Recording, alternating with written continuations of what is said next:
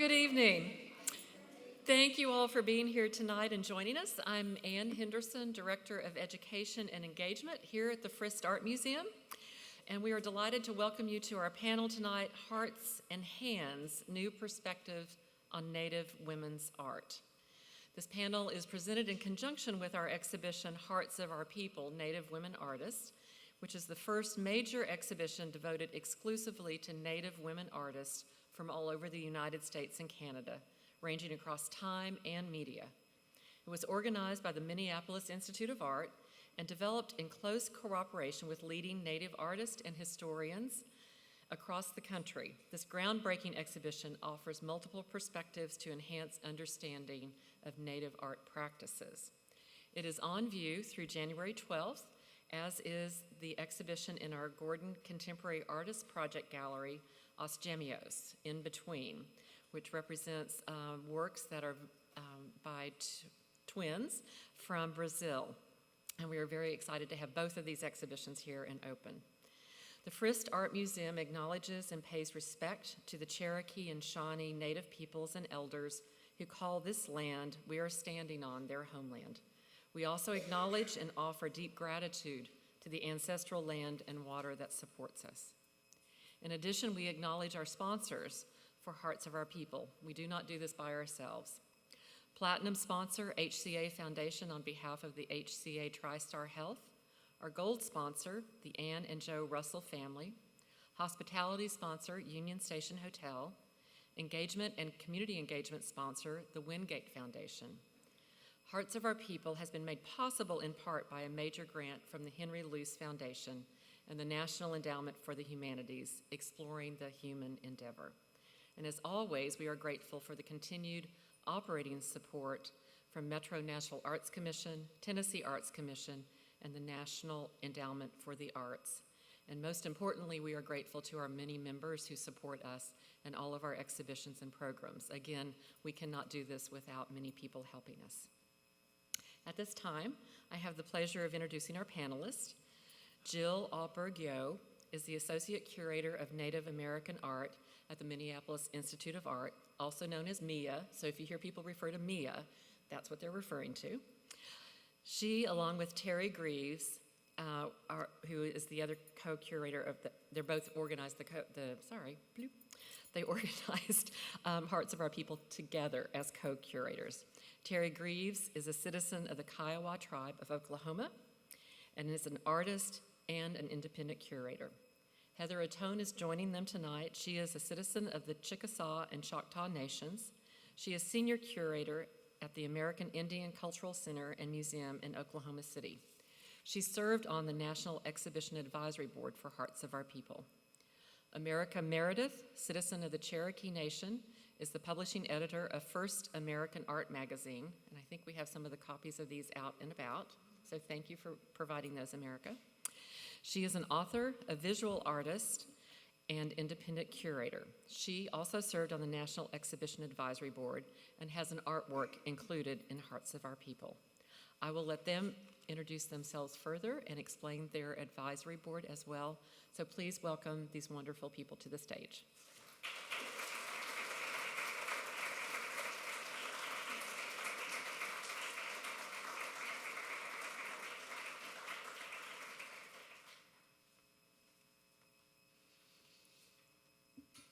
Thank you all so much for coming, for attending, for spending some time with us this evening. Thank you for coming to the exhibition. Thank you very much to the Frist for hosting this, for being so diligent in helping your community understand, to help your community understand it through the interpretations that you have spent time with your community with, your Native community here with. And thank you very much to the generations of women that had created the worlds for us in this very moment. Thank you very much to them, our ancestors, the ones with us and the ones to come.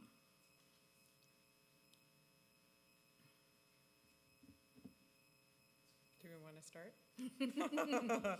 Hi, we've done this for like 4 or 5 times, so We're kind of if you've heard the same thing or a similar thing, I apologize. We'll try and like make it a little more jazzy or something tonight. I don't know.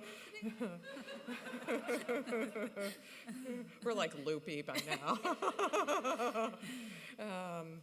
Yes, thank you so much. Thank you to Susan, thank you to Katie, thank you to Megan, thank you to Anne for making this possible. Thank you for everything. Thank you for everybody at the Frist Art Museum. We are so thrilled and we are honored to be here, and we are so honored that this exhibition is continuing on. And I choked up when I came into the Frist, and I'll choke up when I leave. And I am just really thrilled, and I'm so excited for so many people to come and see the exhibition. Thank you so much. We'll talk a little bit. We don't have too much time, so we'll just talk real quickly about how we came to this. I, as an anthropologist, I went into an art museum world, and I was looking at collections, a lot of collections, and going into private museums and public museums.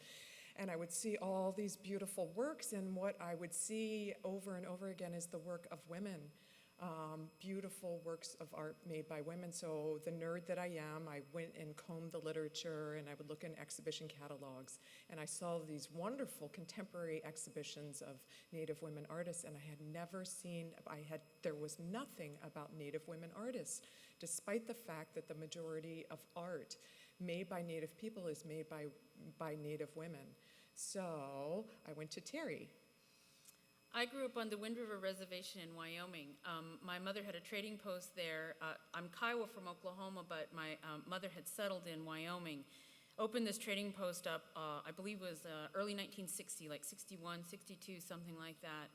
And maintained that trading post all the way until like 1986, I believe is when she divorced my dad. And she moved us down to Santa Fe, New Mexico. But in that trading post, what I witnessed was that it was mostly women who were coming in to sell her things. In her trading post, she sold all kinds of stuff, beadwork and quill work from that area. She also had trade goods from the Southwest, and then people knew that she existed. And so as they were traveling, because Indians are travelers, we are always traveling, they knew she existed, and so they would stop there, sell her things, make a little gas money, and keep on going. So she had stuff from all over the United States, even up in Canada. The Canadians would come down to our dances. And what I knew, which is what Jill understood later on, was that the majority of people selling the work to my mother were women. And I knew, because I grew up in these communities, that beadwork, textiles, ceramics, quill work, these are things that basketry, these are techniques, materials, canons that are held by women. Doesn't mean that the men don't do them, it just means that the women were the ones that had that knowledge and can pass that knowledge down, because we have protocols about these things. And so this is how I understood it. I understood it as women's work, and so 5 years ago when Jill asked me, would you like to curate an exhibition of Native women's work, I said yes immediately. I understood it as an extension of the work that my mother had been doing, not just as a trader, but as a promoter of all Native arts, because she loved our expressions, whether it was material or dance or song or however it was, writing, all of that. She loved all of it. And so I said yes, and then I woke up bolt upright in the middle of the night and thought, oh my God, what did I just agree to do? Because it's such an enormous thing, and it had never been done before, and it's not even in the literature. And there have been contemporary exhibitions, but there had never been anything that had tied the historic into what it is today, and there had never been an exhibition that pointed out, when you go to the Met and you walk through that Diker collection, about 80% of what you're seeing over there at the Metropolitan Museum of Art is made by women. When you go to the Chicago Art Institute and see their room, I did a count. It's like 60 of the 75 pieces are made by women. So this is something that had never been openly discussed, even though all Native communities understood this, because it was the outside looking at us, and because of the way that this world works through men's eyes, they didn't see us. And so with that, I, as a Kiowa person, do not have any rights to speak for other people. I can't speak for Shawnee, I can't speak for Choctaw, I can't speak for Cherokee, can't speak for Dene, I cannot speak for other people. I don't even really have the rights to speak for my own, as I am not an elder. And so immediately, I knew that we needed help. Jill, speaking with her, she knew that we needed more people. And so...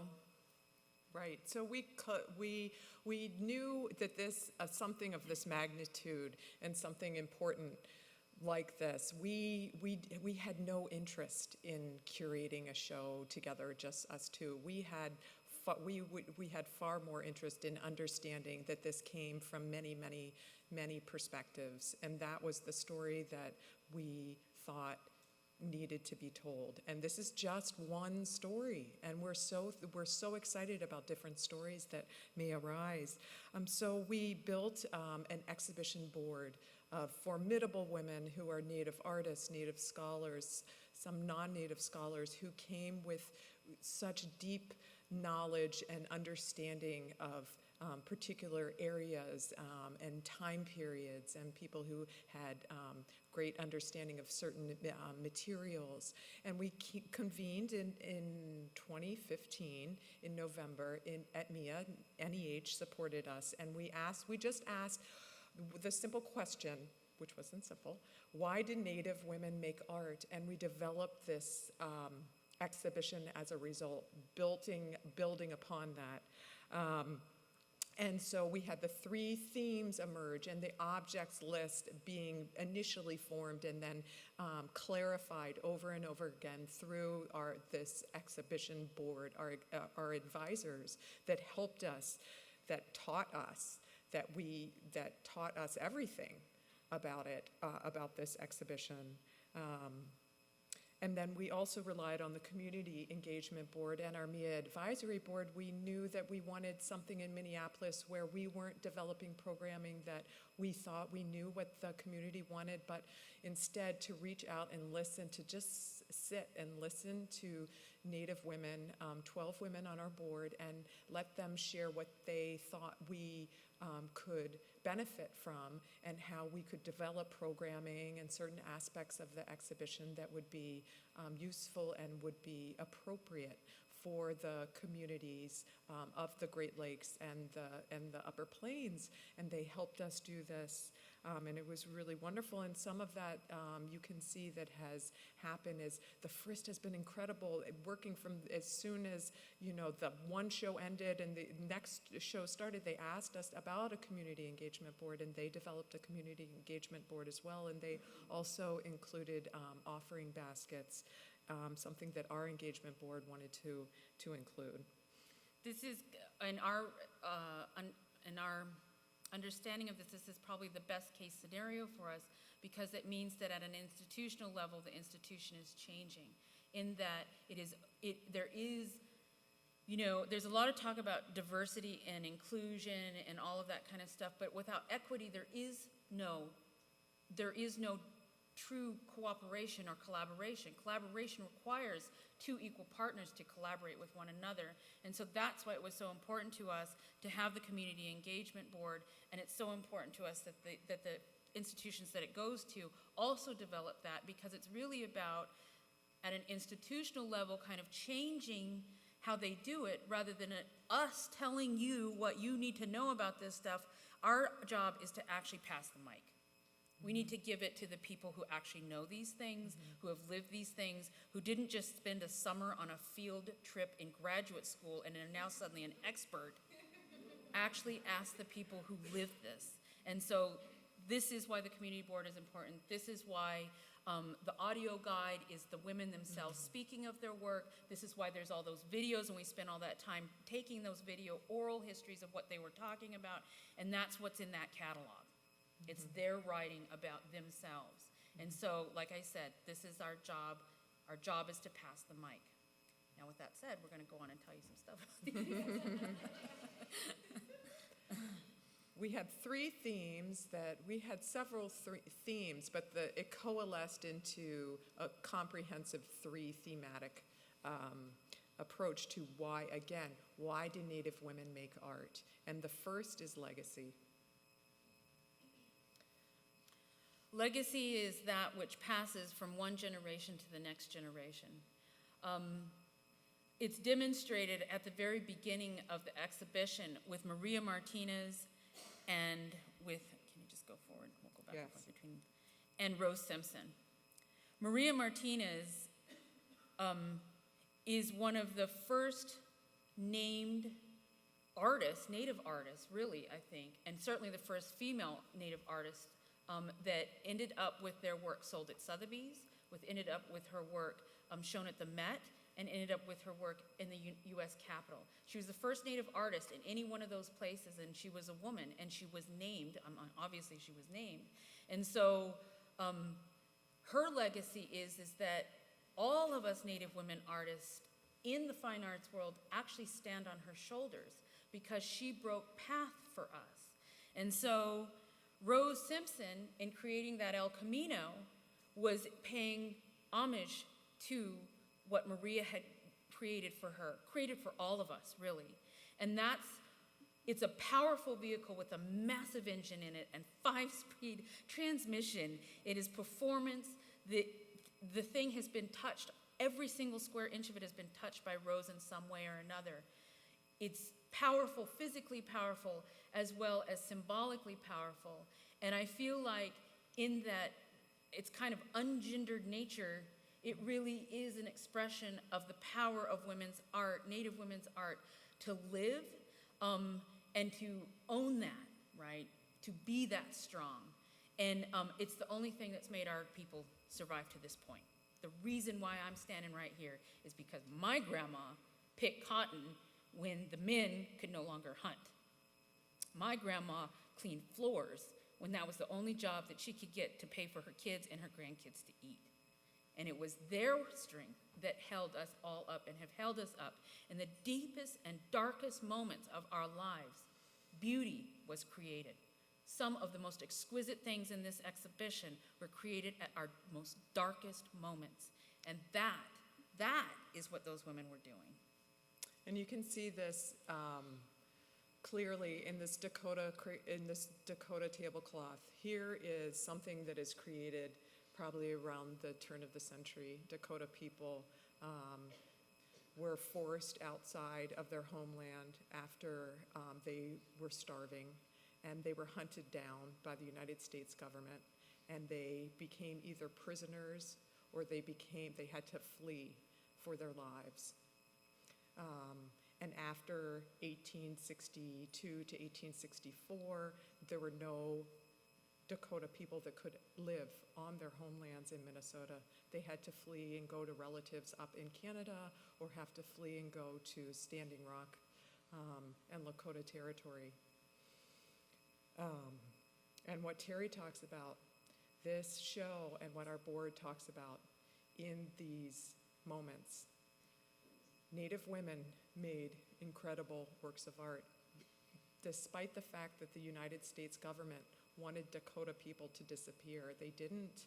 They found abilities, they found ways to survive, and they found ways to make beautiful things out of things like a tablecloth. One of the most magnificent things that you'll see is this tablecloth that is just so beautifully created. And this was made during a time in which Dakota people still were not they were still not recognized as citizens, nor were Native people recognized as U.S. citizens. Yet they create these beautiful works of art. My grandma was 23 years old before she became a citizen of the United States. My grandma was 23. Go ahead. So the legacy too, like Maria, when you enter the exhibition, the idea of seeing a Chevy El Camino was one in which, what is a Chevy El Camino doing in a Native women's show? And it's to, demythologize all of these understandings, or some of those understandings about Native American art and Native American people, and our expectations, white people's expectations of what Native art is, and to educate non-Native people of the brilliance and the ingenuity and the innovation and the always changing while always respecting lineages. So you go and the first thing you see is Maria, which is an El Camino. And then you enter into another gallery and you see the work of Ammonia Lewis. Ammonia Lewis was Mississauga, Mississauga Anishinaabe, and America writes beautifully about this in the exhibition catalog, and African American. And she did this old work of art, old arrow maker, in 1874. She was, because of her identity, because of her race, her quote-unquote race, her affiliation, she was abused physically, socially, mentally. And all she wanted to do is be an artist and to be the best sculptor in the world. So what do? If you want to be the best sculptor in the world, you go to Italy and you work with marble, with some of the most esteemed marble sculptors. And she became the most important sculptor of her time by the turn of the 20th century. Yet she never returned to the United States because she couldn't do this beautiful work in the United States where she came from. And it's these unexpected things of this legacy, whether it's in sculpture or whether it's in beadwork or whatever it is, we want to show this range of these stories of women.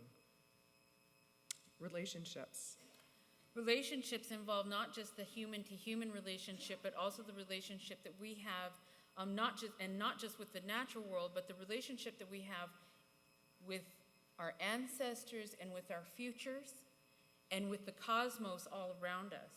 We see ourselves in three-dimensional space and time. We actually don't see ourselves stomping along some timeline that begins and ends. And so there is always a communication that happens in all of these dimensions. I don't know how else to say it.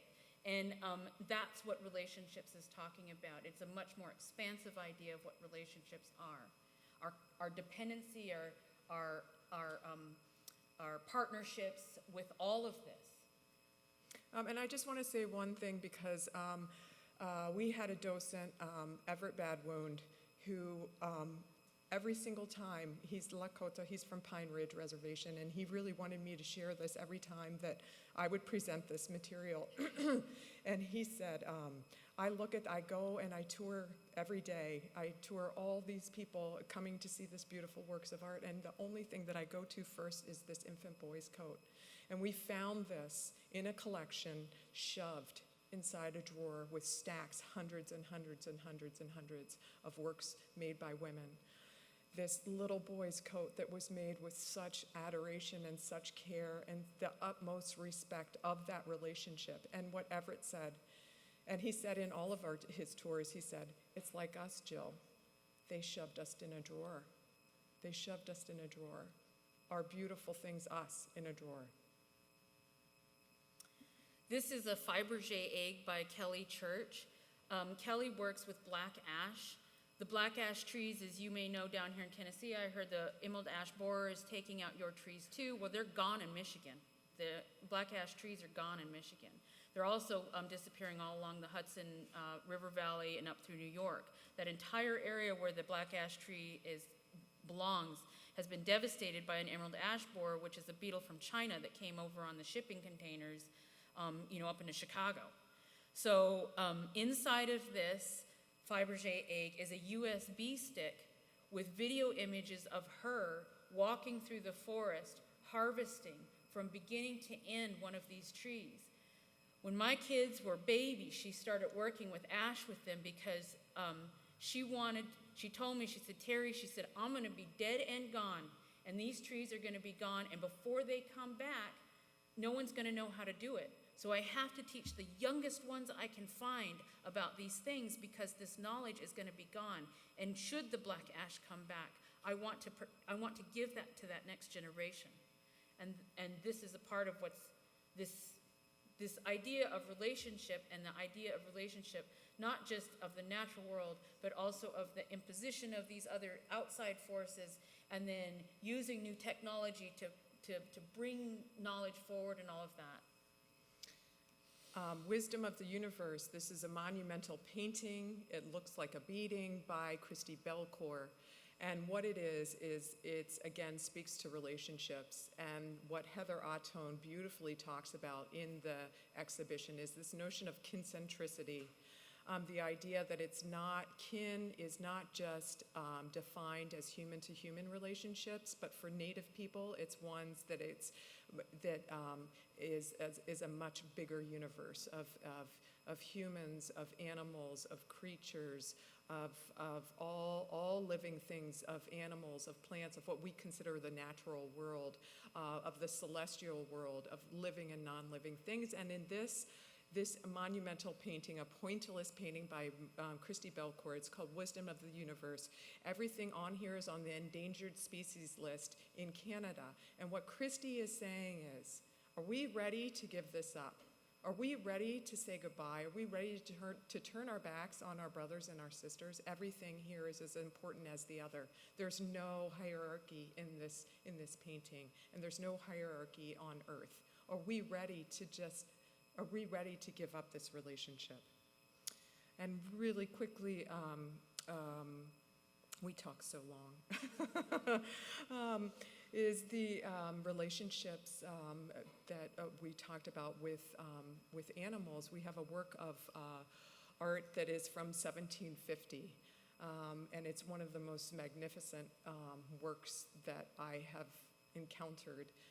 It is made by a woman, and the designs are dreamed in the mind of a man, and then they are actualized in material form by a woman. It takes nearly a year to make one of these caribou hides. And it's this caribou hide, this coat is not made for the hunter, it is made for the caribou.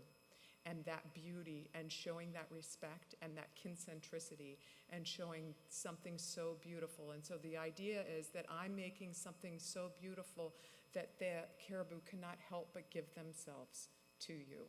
So it's this unbelievable difference than we understand in the Western world, of that reciprocal relationship, of making that work of art and giving it to the caribou, for an understanding that the caribou gives the sustenance for the people. Power.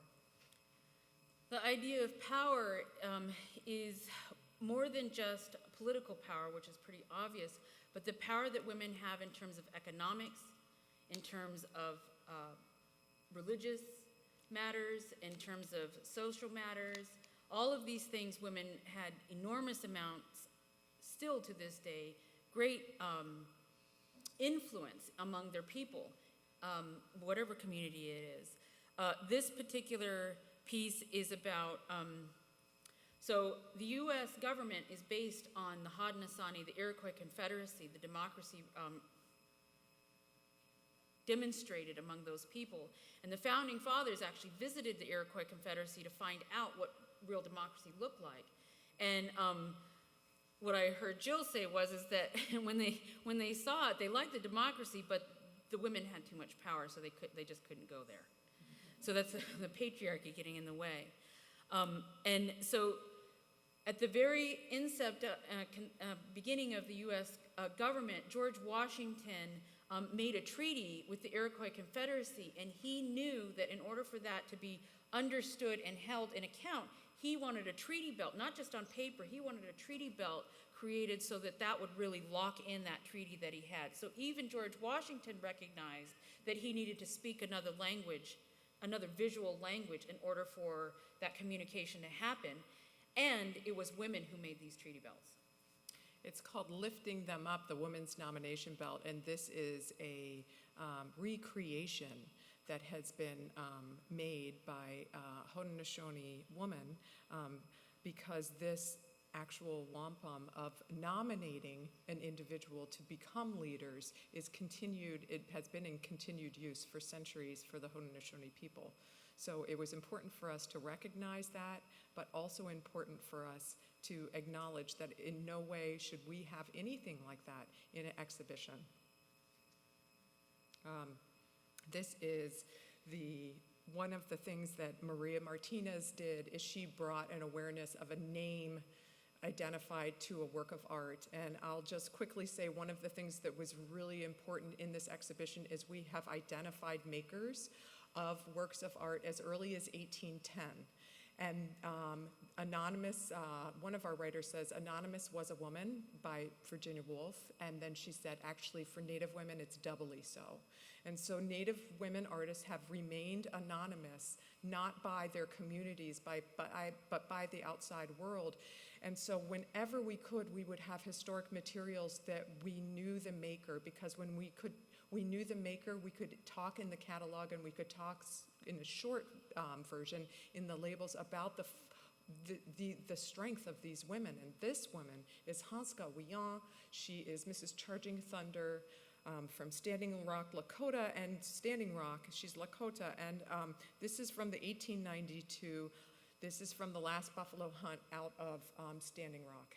And so the decimation of the buffalo was a result of the United States government, the result of knowing that if you were to annihilate the buffalo, you would starve Native people, because the buffalo served everything for people of the plains. So it was a concerted effort, a genocide, to annihilate both the brother buffalo to the people of the plains, but also gradually for Native people. And in this time, if you can imagine, so this is the last buffalo hunt, 1892, and this is Hanska Wiyan, and what is she doing? She understands her world is literally falling apart. She sees that everything that she had for survival of her family is now gone. And what does she do? She creates a beautiful work of art that she is able to, with layers and layers of meaning on it, and able to enwrap her loved one with this buffalo robe. That buffalo robe in Standing Rock is directly related to this piece by Zoey Earnest. Zoey Earnest went up when the Keystone XL pipeline was going to be coming through their territory, DAPL. She went up there and took this photograph. This photograph won a Pulitzer Prize. And the same thinking that killed all of our brothers as a part of the war effort to put us down, the annihilation of the buffalo, is the same kind of thinking that would put a pipeline down the middle of our most important aquifer in North America to put hard crude or heavy crude all the way down to the Gulf of Mexico. It is that same type of thinking that would destroy an entire civilization of buffalo and see them only as resource management, see Indians as resource management, that would do a similar thing like this. So I don't know how else to say it, but as things change, they stay the same. And in my estimation, these are our value systems that are just crossing, because what we value is very different than the monetary value, the market value, the capitalization, the marketization of resource. We don't see it in terms of dollars. We see it in terms of relationships. These are our relatives. These amazing piece of work by Jamie Okuma, high-heeled, beaded Louboutins, cut beads, Czechoslovakian cut beads, and quill work on them. And to me, I love these shoes. They are the power of a woman, standing strong and beautiful and owning all of that, owning her body. And Jamie works in fashion. She makes outrageous things, and it's beautiful to watch artists like herself expressing themselves in contemporary ways and bringing that kind of power, that kind of contemporary view on that power that wearing moccasins and leggings and all of that we know in our homelands. This piece is called Container for the Souls. And as it's the very last piece that you pass through in order to leave the exhibition. And it is my hope, it is my prayer that this exhibition works as medicine to some degree to the misconceptions and the stereotypes and the racial animosity that is running through this country. not just now, but from the inception of this country. There are two things that have not been dealt with: genocide and slavery. These are old, deep wounds, and they are the source of the economic power of this country, and they have been since the inception. And for better or worse, Native people have been used as foil or friend to define an American. Americans did not come here as Americans, they came here as Europeans. And Native people were used to define themselves against. And how that happened is not a story that is told by us, it is a story told by the victor. And the victor says we don't exist. And the victor says we don't matter. And the victor actually has written us out of their own story. But you are American because we stand here. I am Native American because you created this world around us. And by passing through this piece, casting your shadow on the wall with the shadows that she's created, you now become a part of this story. We are in this story, moving together.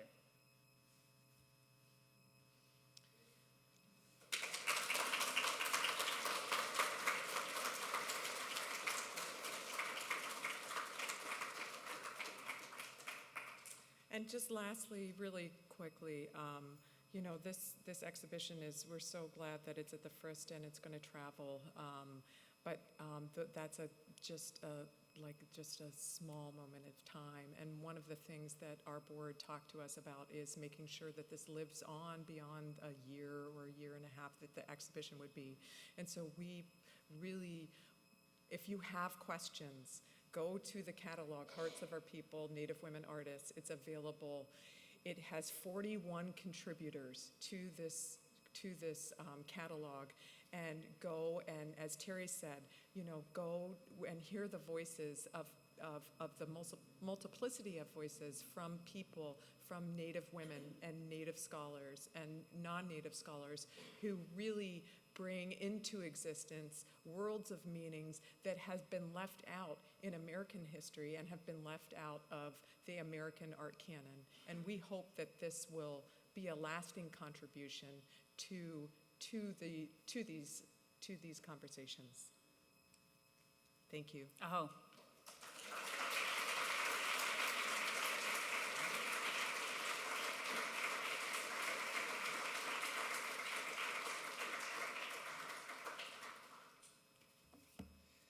Elega, America Meredith, Dagwadoa, Zijalagi. Today's T.C. Cannon's birthday, so that's totally a non sequitur, but I think it's really exciting. Tomorrow is Cherokee New Year's. It's the first new moon after the fall equinox, so kind of an interesting thing. Yay, oile! But I know that it was really important to Jill and Teri that this not be one amazing show, but also create ripple effects. So I'm here to report back about one small, very modest project that came out of it.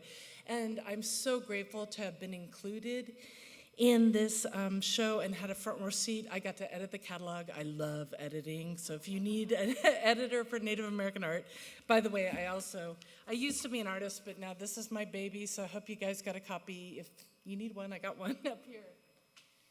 But, yes. So it's interesting.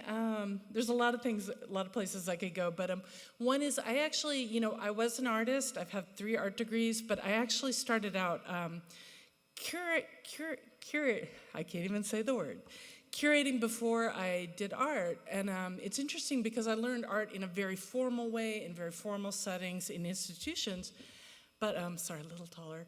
But, I actually learned curation in an indigenous way, which is you observe your elders doing it as a kid, then you kind of play at it. So me and my friends my parents were curators. I grew up around Dr. Watson, who for a while at the Center of the American Indian would single-handedly create exhibits every single month. So those of you who've curated can see how insane that is. And, me and my little friends, when we were 6, we set up a table in our front yard and we had our art. We tried to sell it to our neighbors who didn't go for it. And now they regret it. They're sorry. But so I just, I came out of the punk scene and just DIY, whether you're good or bad, you just do it. So I just started curating in 1993. and gradually kind of learned how it's supposed to be done. So this really was like a crash course in like what actual museums do, and kind of dreaming big beyond anything I've ever thought, because I'm very art for the people, very community based. I'm used to having absolutely no money. How do you do something with no money? Doing things on the fly. So some of you might be horrified by how spontaneous this process was with us. And also, I always feel uncomfortable. There's a lot of discussion about decolonization, but to me that's reactionary. It's still centering whiteness. So I'm really glad that Deborah Yepapapan, who's Hemes from Chicago, she started using the term indigenize, and it's like, yes, center it. Because I think a lot of people see activism as reacting against power, but to me, true activism is standing within your own power and creating from within, as opposed to being defined by external forces. So hopefully this modelize actually what an indigenized art exhibit can be. And I grew up in Oklahoma. I grew up in the Indian art world, and I grew up with kind of the outsiders. It's not a tourist destination very much, and it's pretty much, we always joke that no one else cares what we do, so we get to do whatever we want. And the people mainly who collect Native art there tend to be Native people, so you're kind of within your own community. And there's a lot of strengths in that. And I didn't grow up with the idea like, oh, well, Native people can't do this or Native people can't do that, because I saw empowered in front of me incredible women artists that were, kicking ass and taking names. And I lived in Muskogee. I lived on Bacone College campus, which is the site of the first Native American Art Museum, which was established by a Chickasaw woman. It's the Ataloa Lodge. It was named after her, Mary Stone Ataloa. 1932, she established this museum. So it's humble. It's a log cabin, but it is the first one. And not far away, Pahuska, Oklahoma, is the first tribally run museum, which is still active today. 1938, the Osage Nation Museum. So I think sometimes in discussions, even our own people, even Native people, kind of ignore what the tribes are doing because it's not in New York, it's not on TV, it's not on the front page of the New York Times. So do we really care? Do we care about indigenous values? Then we need to look to our tribes. I'm sure you all are well acquainted with the Cherokees, but I always view us as an amoeba, which might sound a little silly. We're this vast network of people, and everyone has something to contribute to the tribe, but the nucleus of the amoeba is our traditionalists, is our first language speakers, our native speakers, our medicine makers, our stamp dance leaders, our shell shakers, and that core leads us. So to me, I serve that core. That's my role. So the second I was invited, I was texting, immediately, because you guys mentioned the idea, oh, wouldn't it be great if there were spinoffs and you could have tribally specific shows? So my friend Candace Teehee was then director of the Cherokee Heritage Center. So I was texting, oh my God, we have to do this. And she's immediately, and other people were texting her at the same time too, and she immediately agreed. So it was yes, we have to move. And then, things didn't work out that way. But it's interesting how very different the struggle they've had with this vast network, so many nations involved, and how different it is when you're within one, there's 3 tribes, but one unified culture. And the 3 tribes are very much in dialogue. Today more than ever. I think it's really wonderful. But if you don't know, hopefully you do, but the 3 Cherokee tribes of the Cherokee Nation that are headquartered in Tahlequah, Oklahoma, and we have no minimum blood quantum, so there's 360,000 Cherokee Nation members. And then the Eastern Band of Cherokee Indians that you guys are probably much more familiar with, that are on our original homelands in North Carolina on the Qualla boundary. And then the United Kiowa Band of Cherokee Indians that are also based in Tahlequah, Oklahoma. So one of the most immediate things that we were concerned about is representing all 3 tribes. So the Cherokee Heritage Center is, if you get a chance, if you're in northeastern Oklahoma, if you go through Tulsa, visit, and I don't know if anyone here has been there. It's an amazing living museum. It is the heart of our community. Whenever tribal politicians run for office, they always do their commercials there. People have gotten married there. I've been to stomp dances there. And Heather Ahtone, who you'll meet in a second, we've talked about what is the what is the, the indigenous version of a museum? And it'd be a temple. You would have a center in the town, you'd have your council, and you'd have a temple. So it's like the idea of like, oh no, well, these museums, are they secular? So this is not secular. I've been to ceremonies there, I've taken medicine there, and then there's gospel sings there, there's a chapel there, so multiple religion expression, but it's like, this is a thriving cultural center that I think many museums would, love to be. It's also woefully underfunded, so always fighting. And something amazing about it is these columns that are there, they're the remnants. This is a site of the Cherokee Female Seminary that the Cherokee Nation built. We were forcibly relocated out of your state and other states to Indian Territory in 1838. And by 1851, they had built the Cherokee Female Seminary, so is the first institute of higher learning for women west of Mississippi. So we thought it was important to educate women.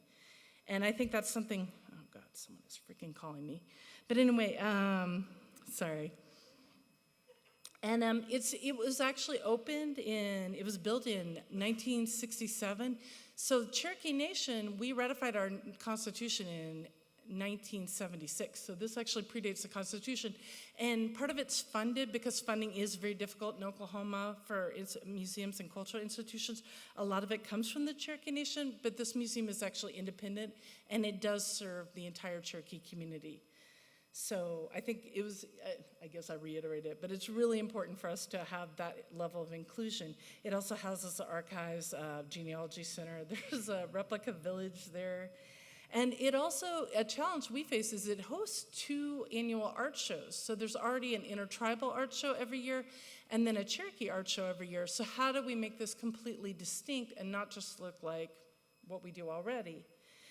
And one of the ways we did this is I have never worked with historic art in an art show before in my life. It's always been contemporary art. So this was a huge step that, I was brave enough from you guys, watching you guys at work, that I was able to do that. So we had a meeting early in 2017, and this is Callie Chinnistudi, who's the curator there. So she was on board, we're all excited, and I was so happy. I got some items by Frankie Welch. I don't know if you've heard of her. She's a fashion designer, and she designed outfits for several of the first ladies of the United States. So I donated them, and then we discovered that she actually wasn't Cherokee after all. She thought she was, but she wasn't. And unfortunately, that happens all the time. That's just the reality. So I think non-Native people might be horrified by the conversations you have, or even maybe people from other tribes, but this conversation is something we almost have to have on a daily basis, because we are the only group I know of that we're actually outnumbered by non-Native people claiming to be us. So it's not, I don't really think it's pretty funny. It's kind of heartbreaking. So it is kind of a practice that we have to investigate. If they're not enrolled members, then who are they? What's their family tree? So that happened several times during this exhibit. So the directorship changed. We had a new director. He was kind of not particularly interested in this. It was on the calendar. It kind of disappeared from the calendar. So I just try to think like Bruce Lee, be like water. So, okay, the energy's not there. I have 500 other things to work on. I need to pick up the pace, I'm sorry. I have 500 things to work on. But then Tanya Weevil and Callie, Tanya Weevil's the education director there, they both really wanted this to happen. So they're like, okay, come on, convince him. So we all worked together. We convinced the director that this merited the time. So it was approved February of this year. So it opened in May of this year. So that's how I usually operate. We had our first meeting in February 13th. Luckily, by coincidence, I think it's just, just things fall. I think if you're on the right path, things just fall together. I happen to have a solo exhibition in Cullowhee at University of North Carolina. So I was able to visit, and discuss with people over there. And then I was able to visit with Lambert Wilson, he's non-Cherokee. He is a collector. He's just a friend and ally, an important community member.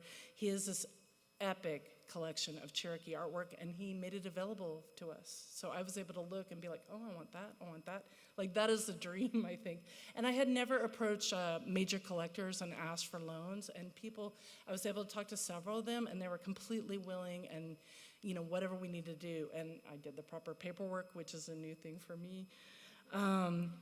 So we actually, and I'm really grateful for this opportunity to reflect. So this is who we wanted, and we definitely wanted diverse people from diverse viewpoints. So we actually had men on our, and I didn't even think about the time, like, of course we need Roy Boney. He's so important. We need him. He's our language guy.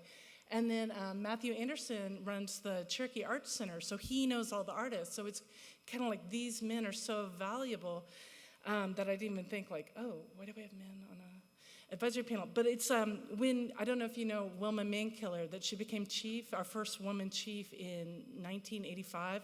So I think we've done a lot of kind of healthy, imaginative historical revisionism, where if you talk to a clued-in Cherokee person, they'll be like, oh yeah. If you talk to a Cherokee guy, they're like, yeah, we're matrilinear, we're matriarchal, not matrilocal, the women are in charge. So that wasn't the way they were talking when Wilma Mankiller first became chief, and then when she ran for chief. There was a lot of good old boy attitude she had to deal with. But I think she won them over and changed the culture so much that people are like, yeah, all right, women in charge. So there was no problem having men involved.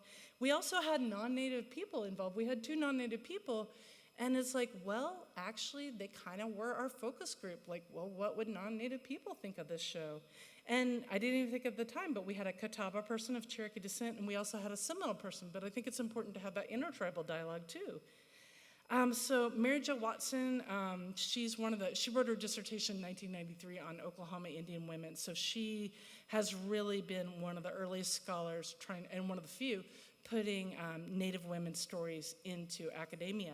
She donated, and an interesting thing is, these might not be interesting to the outside world, but they're totally important to us. So she donated this. It looks like it's from the 80s. It's from 1950. It's Sequoia Weavers. They're a weaving cooperative out of Tahlequah and surrounding areas that used to create fabric that was used by Lloyd Kivanu, the fashion designer in Scottsdale. It had never been worn, so she donated it, and then it was the first time I ever hired an appraiser. So thank you. I got the bravery to do that. And it was appraised for $1,000. And we were able to convince the Oklahoma History Center, they work with us. So Cherokee beadwork in Oklahoma, with the Trail of Tears, beadwork was kind of lost as an art form. And it's been very studiously revived by Martha Berry and others. But this is a rare circa 1915 beadwork. So you can see kind of the zigzag style that we saw today at the Tennessee State Museum. I am rattling on too long. So again, to outsiders, this isn't the most beautiful, finest piece of beadwork in the world, but to us, it's this incredible missing link because there is almost no beadwork from this time. And the fact that it continues some of this, the 2-bead applique is just incredible, this continuity. So I think there's a lot of cousins involved. I hired my first cousin to appraise it, and then we were able to loan it. So I was grateful. They knew, we sent them condition reports. They know the museum. It's quite humble, but they trusted us. They just made sure that this was encased and locked, and it was fine, and it was returned. But then we really had to assess realistically what this building could handle and what the staff could handle. So they were willing to loan us this original painting from 1896, but it just seemed more expedient and better to make a replica of it, and that was good enough. So this woman, Narcissa Chisolm Owen, she was born in 1831, and she, like so many others, she went and got a formal education. She actually taught in the Cherokee Female Seminary. And she studied music, she taught music, but she also studied visual arts. So she did what we're kind of expecting now, that you have to go to art school. And then she showed in the mainstream art world. So she showed and won awards, and she ended up in museum collections during her lifetime. But she's been written out of the Native art historical canon. People are aware of her, but you wouldn't really see her included in discussions about successful Native women artists because she painted in a realistic manner and because she got a formal education. So because she was outside that box of what 20th century art scholars, non-Native art scholars, were dictating Native art would be, she was over here that she was kind of written out of the conversation. So I think that's an ongoing discussion is, for Cherokee people, the outside world doesn't really collect our art, except for Lambert Wilson. I love him. But it's like, so we're our own audience, so we need to stop trying to be Indian. We need to be ourselves. Our actual history doesn't conform to what outsiders expect, so we need to stop worrying about that and just reflect our lived experiences and our historical experiences. So we did have these collections of objects, and I immediately, my MO is I immediately create a Google Doc where everyone can like brainstorm, and then I create a little Facebook group where everyone can go back and forth, but we don't clog up each other's inboxes, and people were able to meet twice. But I couldn't steer people towards, these beautiful, elegant 3 themes that you guys had. But things did kind of coalesce, and it kind of moved slightly chronologically. But since it's only one tribe, we could start with our oral history that we all know.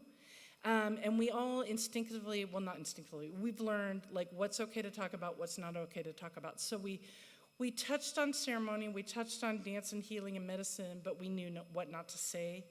Then we talked about environment and agriculture, because women, in the Southeast, in this area, have historically been the ones that grew crops, while men were the hunters. Typically, there's always exceptions. And then familial roles, so the idea of children, motherhood, generational changes. And then we have something unique, beloved women and war women, and we do have women warriors. We did historically, and we do today too, so we need to talk about that. Education, science and technology, and then people talk a lot how women control the domestic sphere, but men control the political sphere. But we found so many exceptions to that, historically and today.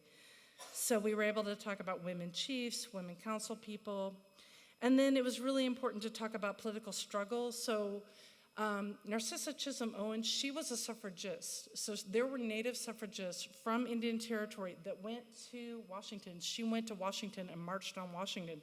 So she cared about the political scene of her time. She was informed, she was cosmopolitan.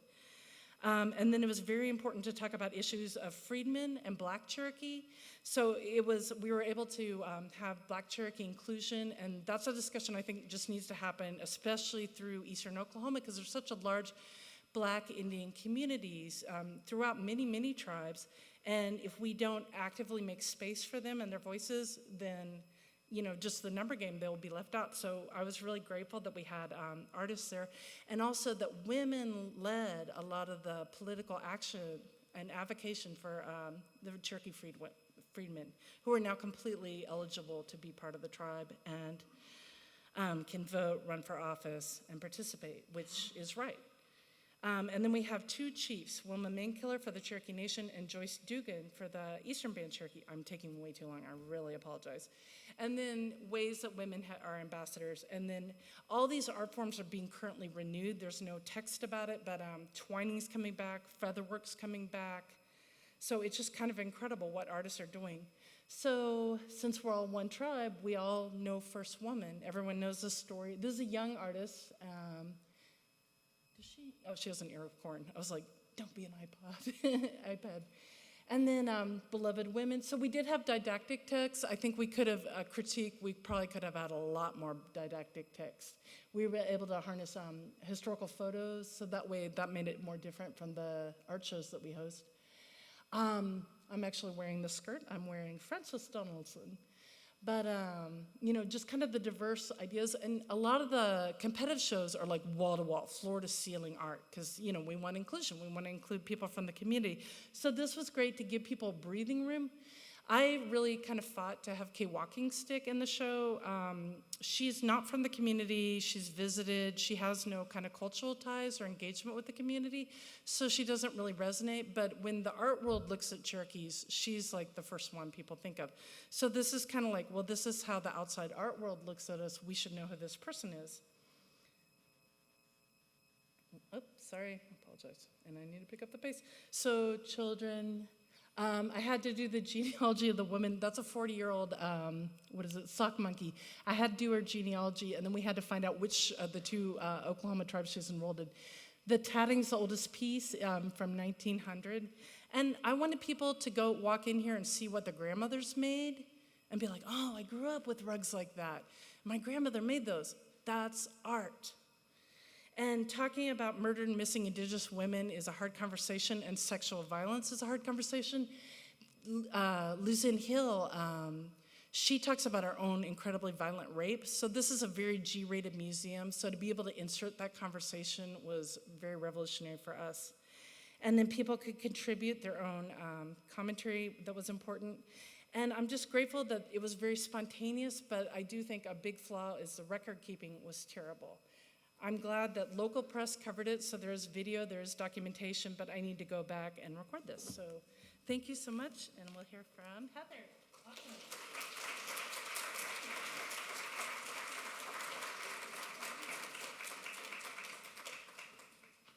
Oh wait, somebody grab my notes. Did you grab my notes? Otherwise, I might be talking too long. So. Teasing my sisters. So, you've seen Jill and Teri speak to the concept and curatorial development related to Hearts of Our People as a traveling exhibit, which covers art from across U.S. and Canada, and America so eloquently speaks to a tribally curated, centered exhibition and hosted at a tribal museum. So my name is Heather Ahtone. I'm Choctaw and Chickasaw. I am a member of the Chickasaw Nation, but I have relatives in the Kiowa community, and I have relatives through my husband in the Navajo community.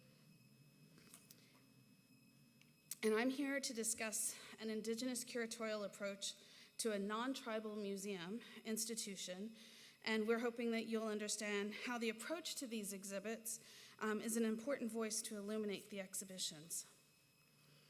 It's my practice to begin always with gratitude. This is the very first lesson that my grandfather taught me. And for this evening's events, I want to express my gratitude to the Frist Museum's director, the curator, Katie, for the efforts of the local advising committee. I'm sorry I didn't get a chance to meet them, actually. I'm not sure how I didn't, but I'm really grateful that they did what they've done. I'm appreciative of the Director of Education inviting me as part of this beautiful panel. I'm glad that they have the beauty, I have the age. I carry that. And I want to just say that I'm incredibly grateful to Jill and Teri. They are my friends first, sisters in arms, but they brought a vision to this exhibition, and I'll be honest, I wasn't convinced it was going to come off, so I'm really grateful to them for not listening to my fears or inhibitions. I'm really grateful to the other 20 advisors on the committee for their generous sharing of knowledge and allowing me to share in so many conversations that inform this exhibition and have continued to inform our work beyond.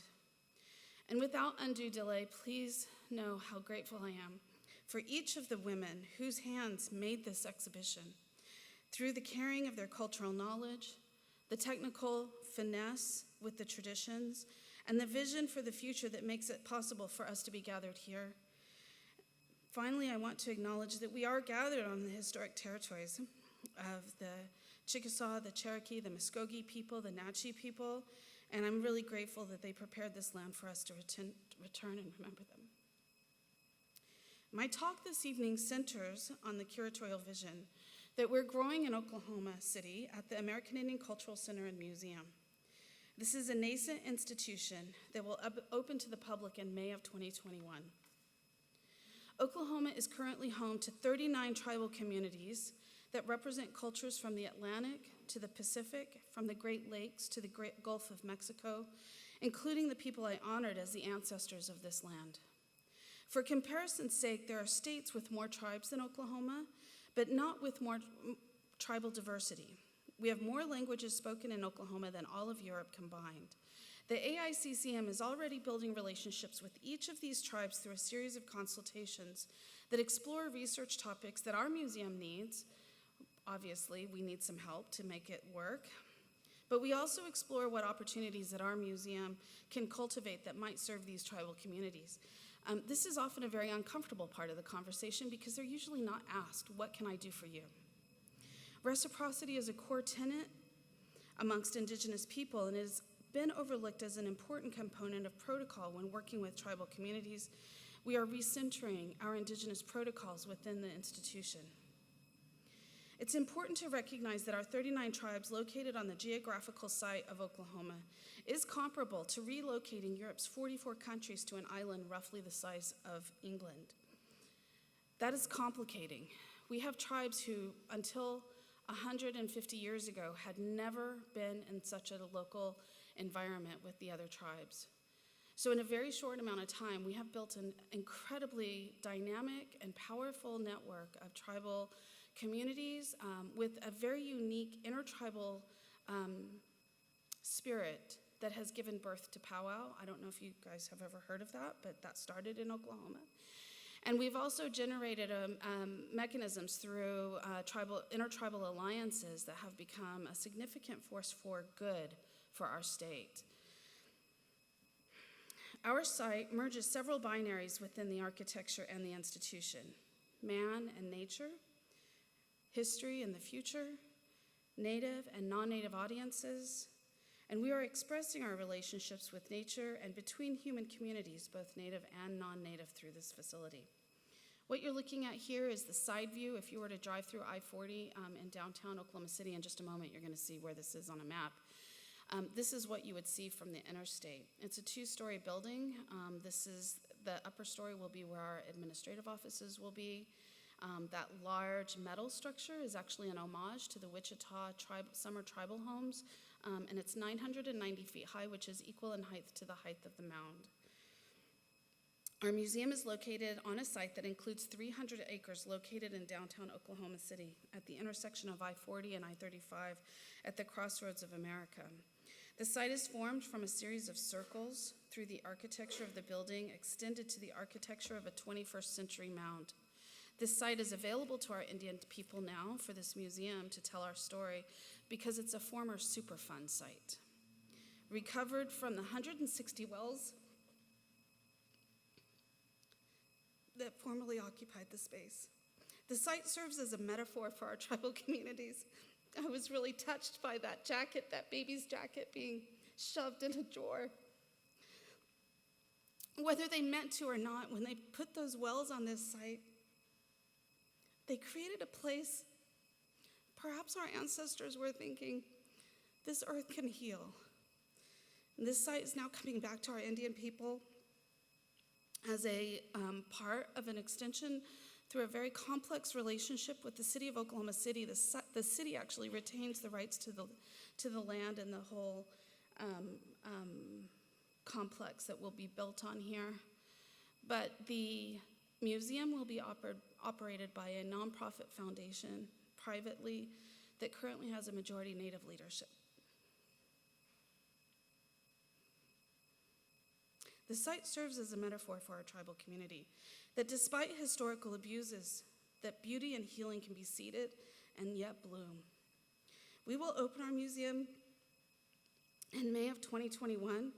I welcome you to join us, each of you. I thanked as many of you as you came in as I could, just because I'm really grateful that you took the time out of your day to come and listen to us. Whatever brought you here, thank you and bless you for that. As we're building this, though, our team, our museum team, we have a responsibility to this site and to our tribal communities to tell a story that has never been told before. Our structure has a plan that includes an outdoor campus and an indoor full-service experience. We are seeking to establish a sense of balance between the architecture, the site, the stories, and the history of our people, working with respect for all of these as guiding measures, and we carry these responsibilities with a great weight. The outdoor experience includes the promontory path that begins in the Garden of Beginnings. Located at the base of the facility, it winds up 3/4 of a mile to the apex of the mound of the promontory. And within the embrace of the promontory is a festival grounds that is the equivalent of 3 football fields, large enough to host community gatherings of all sorts.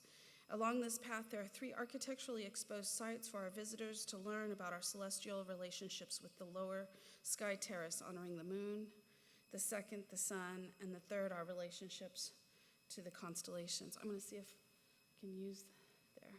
This is the first sky terrace. There's one that's cut into the Hall of the People, and then this is the other. And they're at different levels in relationship to the sky. The North Wing will be the home for our Discovery Center because we love our children. I assume you do too. But we want our children to know that they belong here. So we are building a double-storied climbing structure for them to engage with their elder brothers and sisters, with adults, with it's being built with ADA accessibility in mind so that all children and with their grandparents can move through the space. And within that, they'll be exploring shared human values using indigenous cultural lenses. In the East Wing will be the restaurant, the coffee shop, the museum store, a fine arts gallery, and a 250-seat auditorium.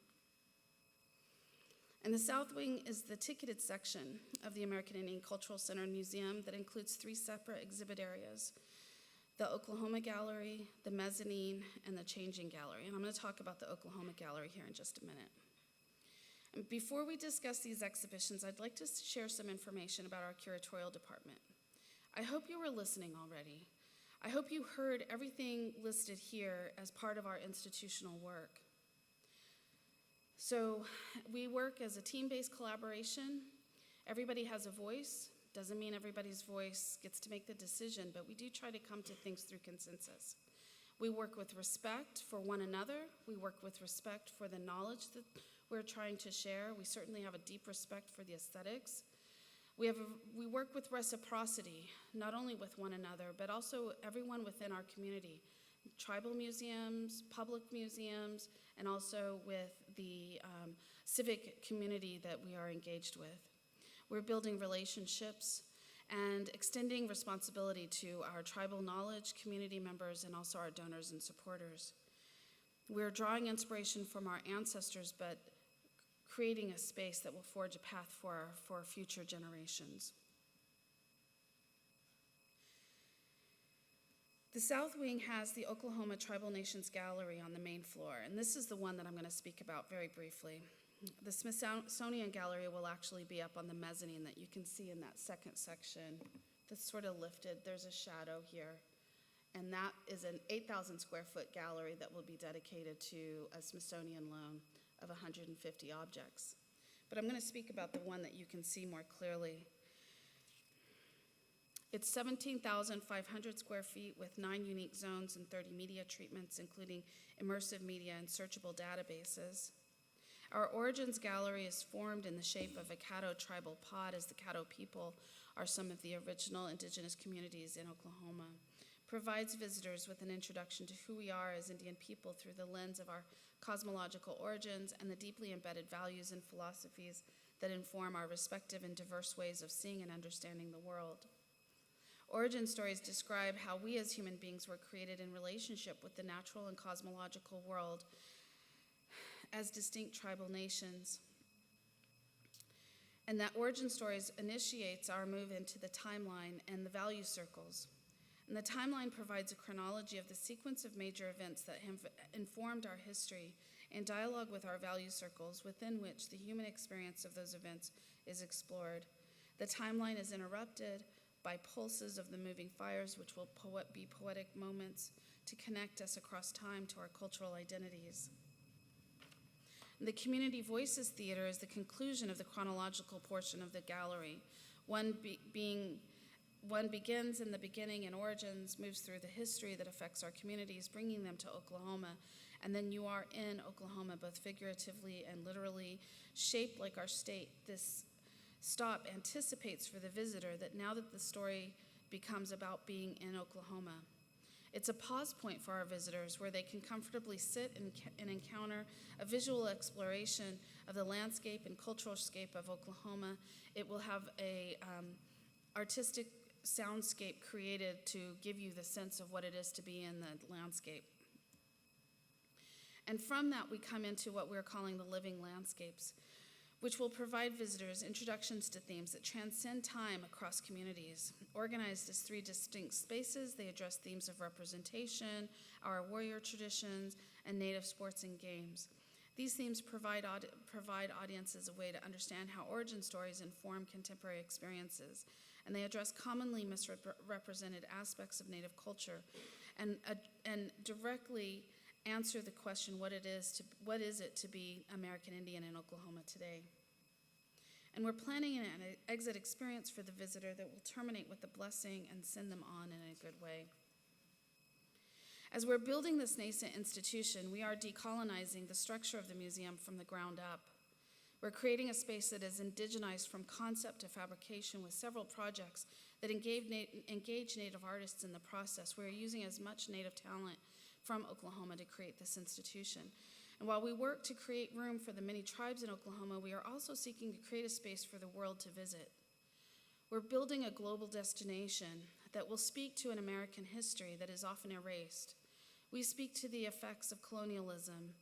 This is a story globally for indigenous people of their cultures and their languages being erased by the church, by federal governments.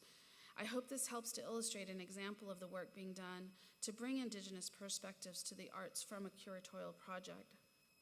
And finally, I'd like to say again, thank you to our host today, and I hope that each of you is able to get home safely. And thank you so much. Chokmashki.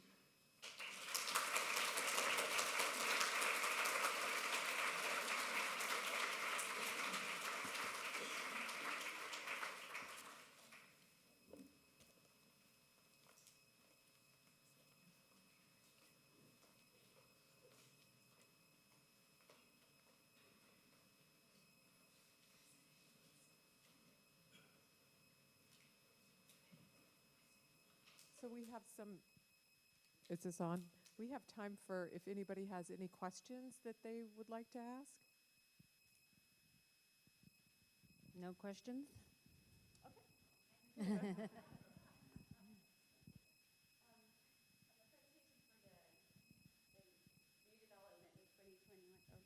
Hi. So for the development in 2021, you said it was going to be? Yes. Did you on purpose use primary colors because those are the only ones found in nature as the design? Well, actually, the colors that we're using in that logo are derived from natural pigments and minerals.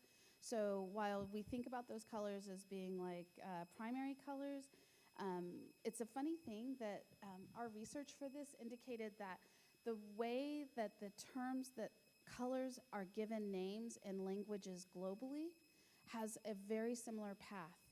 And so what we did was we took the colors that we understood each of our 39 tribes has a distinct tribal aesthetic with a color system related to it.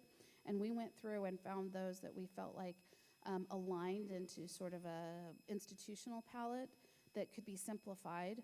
But again, when we went back and looked at them, they matched with the pigments that tribes use in ceremony. And so it was really, we went through a very long process to come back to the beginning. And so I hope that helps answer that question.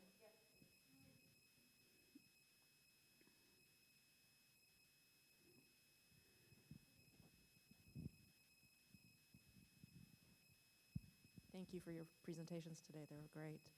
I had a question about, as well as about the museum opening in 2021. I was curious, when you showed the map of all the nations that come together in Oklahoma, I was curious about the one on the Pacific coast, the Modoc? Modoc. Modoc. Yeah. And how they come to be part of it. Well, like the rest of us, they got shoved over there. So But that's the only West Coast one? it is, because Oh, okay. the creation of Indian Territory in the central part of the United States was made possible by the Louisiana Purchase. And so the tribes that by and far were being moved over were those that were already within the boundaries of which the states on the early states wanted to have that land, and so they were being moved over. The Modoc as a cultural group are an outlier. They're the southernmost Coast Salish. If you think of the northwest coast, those are by and large Salish people. And so the Modoc were moved into Oklahoma. They were the last tribe to be removed there. And that was because they refused to accept the reservation that they were being forced to in Northern California and Southern Oregon. And because of that, the United States said, well, then you can go to Oklahoma. So they put them on cattle cars in the winter as people from California who barely had any kind of like clothing or shoes, and they put them on cattle cars and pushed them into Oklahoma. They arrived in December of, I think, do you have the year? She's better with years than I am. I think it was like maybe 1880s. Does that sound right? Well, we're going to go with that, but don't quote us, just for the sake of the time. And so they were removed into Oklahoma and put into, they arrived at the Miami Agency, which already had 8 tribes, one agency with 8 tribes on a very small amount of land. And those other tribes were actually quite bitter because they'd given up so much to have so little left and then to have to give it up again. But when the Modoc arrived, they were half-starved. They lost a third of their tribe in that trek. When you think of the Holocaust in Europe, and you have those pictures of those people being moved on cattle cars, that was the Modoc's experience very specifically in the 19th century. And as they came in and they came off of the trains, those other 8 tribes looked at them, and while there had been some animosity there before that, the leaders came together and they said, they're going to kill us off if we don't take care of ourselves. So they reached out, took care of the Modoc people, and they then formed the Northeastern 9 Intertribal Alliance. And it's a very powerful and very important voice for tribes. For some, have less than 300 or 400 members. And just really quickly, that was Captain Jack's band. So I don't know if you've ever studied that history.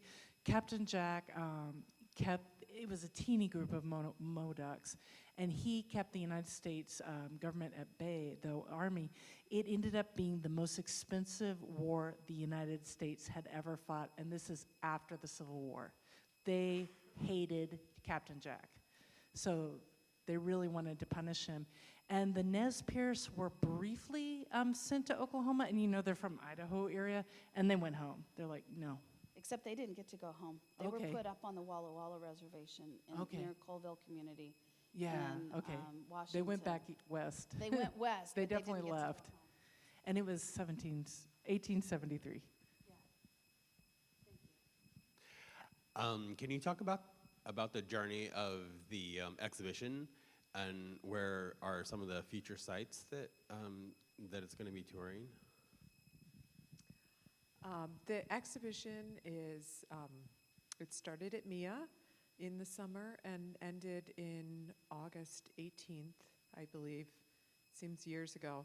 But it's here through January 12th, and then it heads to the Smithsonian Renwick in February, opens February 21st through May, and then closes at the Philbrook Museum of Art in Oklahoma, in Tulsa, Oklahoma, in the summer of 2020.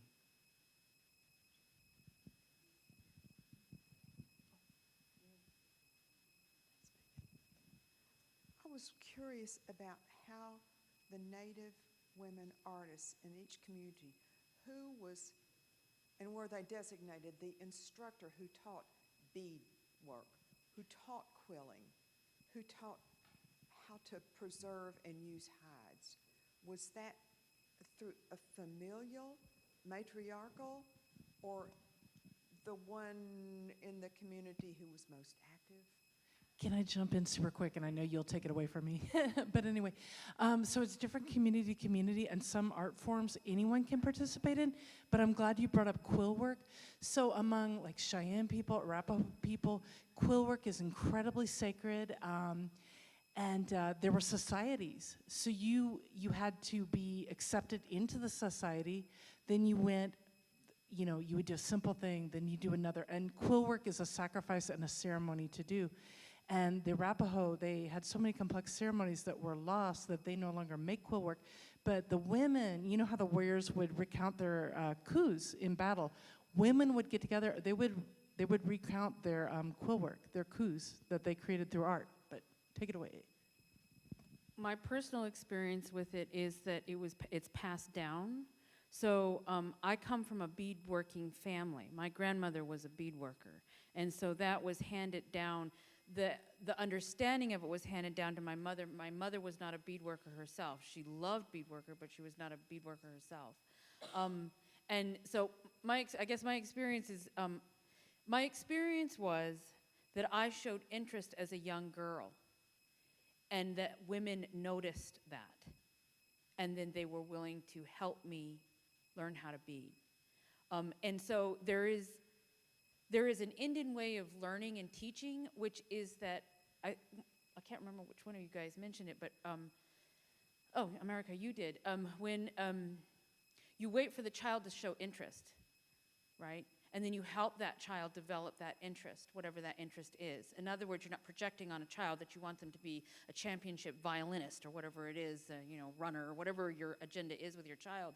You actually wait for the child to tell you. Children have actually autonomy in a way that they don't in the Western world. We actually defer to them as beings, as whole beings. We don't consider them lesser than adults. And so, I was asked my opinion on all kinds of stuff when I was a young kid. And it was valued. It wasn't like, putting me down, oh, what do you think, little girl? It was like, so what do you think about this, Teri? And I had to either step up or not. And so it's a different way of learning. It's not projected on, it's an assistance. So, yeah, and then there are different protocols for all these different types of materials, definitely. And there are certain nations, like the Cheyenne and the Arapaho, that have these societies, these women's societies that are very, not policed, but strictly held, right? These are knowledges that you don't monkey around with. You don't mess around with this stuff. These things could cause damage if you do them in the wrong way. So I hope that answers your question in some ways. I want to riff a little bit, a tangent. I'm really keenly interested because I'm an art critic, so what is an indigenous example of art criticism? So I've heard several stories, and I know Ken Williams has one of these, but a child or young person will be learning beadwork or quill work or painting or sewing, and their aunt or their grandmother will look at it and be like, that's wrong, and rip it up, or you undo that and redo it. So it's kind of harsh, but it's also, do you really want to excel at this, or? I know Heather talked about this earlier too. We're taught from a really early age to do our best.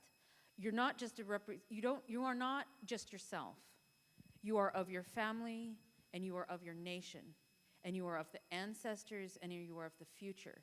And so when you place yourself when you understand yourself as a young person in those relationships, you're kind of less likely to, you take things very seriously, especially when they're gifted to you by an elder. You take it very seriously. So. We have time for one more question, maybe. Does somebody have a good one? A good one. I can feel it. Somebody needs to just say it. I don't know what it is, but somebody's got something. My mom used to do this thing on. Oh, There he is.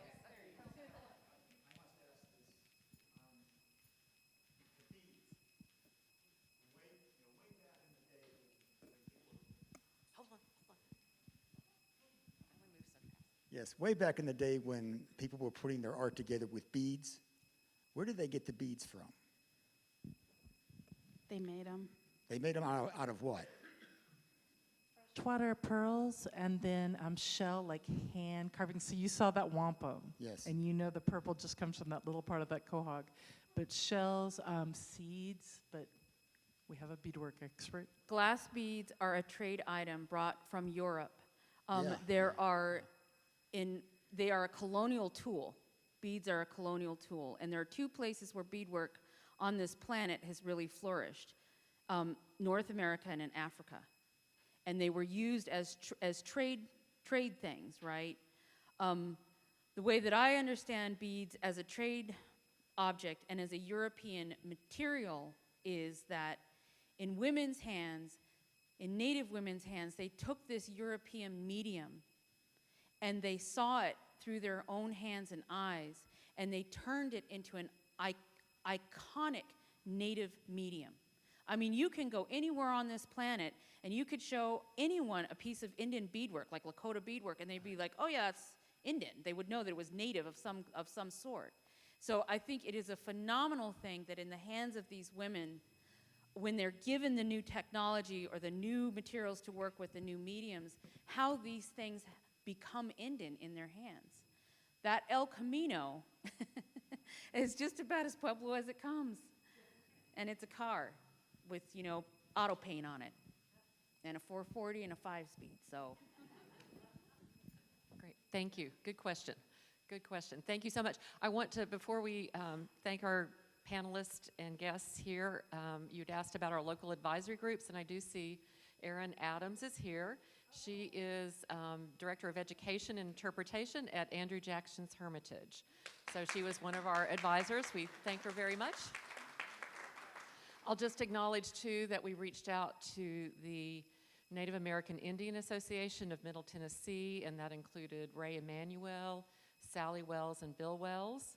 We reached out to Jonna Blackhair, who is Deputy Director of the Bureau of Indian Affairs, and Kitki Carroll, who is Executive Director of the United South and Eastern Tribes Incorporated. And I think I got them all, and I'm sorry, I can.